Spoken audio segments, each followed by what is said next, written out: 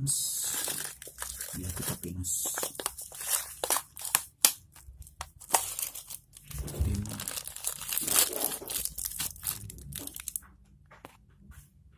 Bisa juga bensin. Jika ini dan ini dicampurkan, maka hasilnya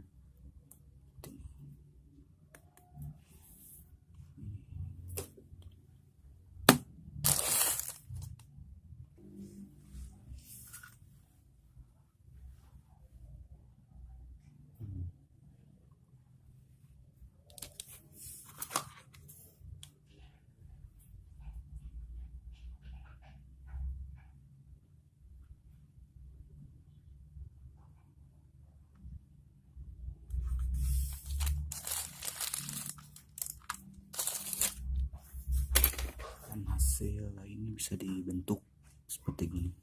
Yang tadi padat gini,